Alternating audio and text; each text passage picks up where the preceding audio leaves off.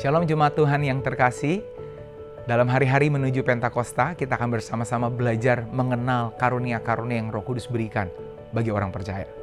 Hari ini bersama-sama kita akan belajar mengenai karunia bahasa roh yang merupakan salah satu dari 9 karunia Roh Kudus yang tercatat di dalam 1 Korintus 12 yang merupakan surat dari Rasul Paulus kepada jemaat di Korintus.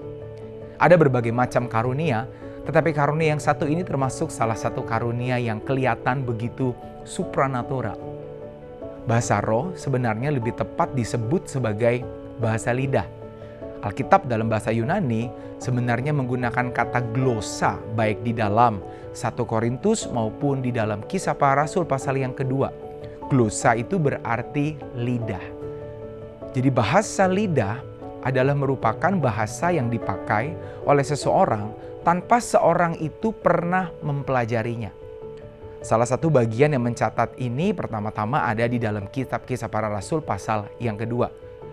Meskipun tidak pernah mempelajarinya, ketika mereka berbahasa lidah, bahasa itu adalah bahasa yang dapat dimengerti oleh orang lain, tetapi orang tersebut yang menggunakannya mungkin tidak memahaminya. Ketika murid-murid berkumpul di dalam ruang atas, ketika mereka menantikan Roh Kudus dicurahkan dan mereka penuh dengan roh, Alkitab mencatat mereka mulai berkata-kata di dalam bahasa lain. Orang-orang yang ada di sekitar mereka saat itu tahu bahwa mereka adalah orang Galilea. Tetapi orang-orang itu bingung karena mereka mendengar murid-murid berkata-kata dalam bahasa asing.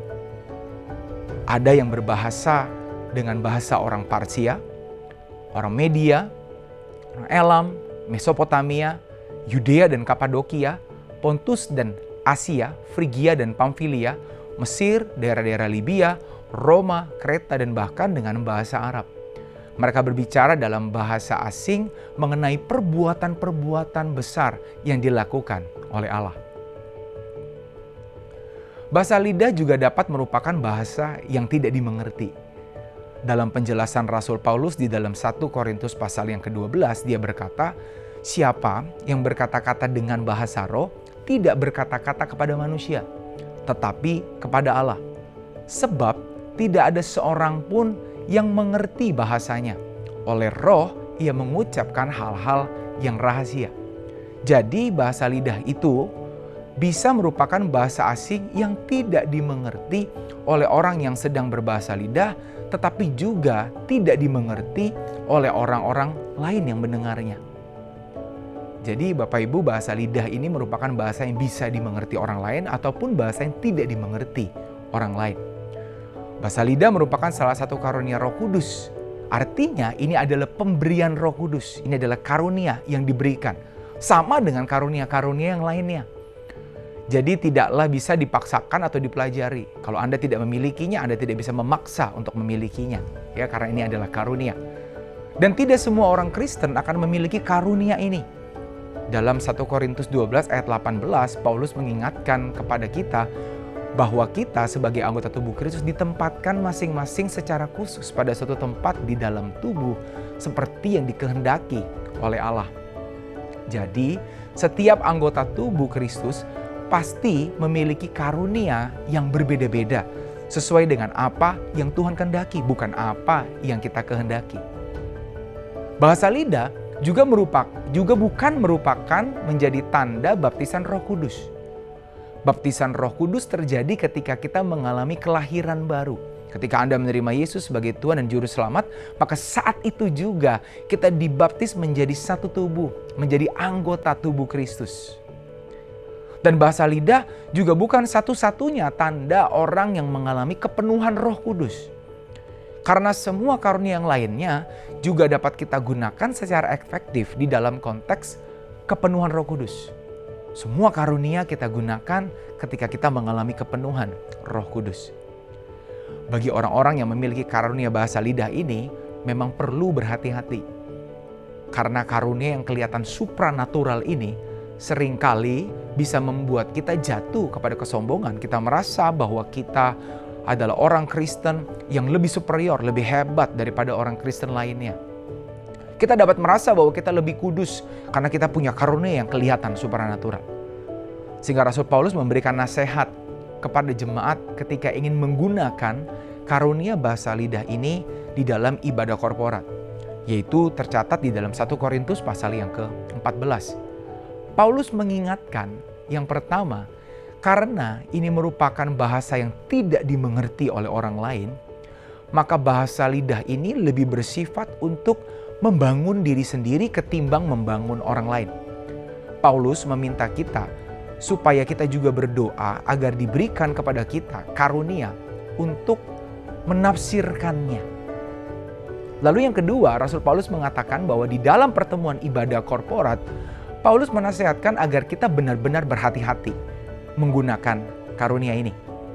Dia mengatakan bahwa, tetapi dalam pertemuan jemaat, aku lebih suka mengucapkan 5 kata yang dapat dimengerti untuk mengajar orang lain daripada beribu-ribu kata dengan bahasa roh.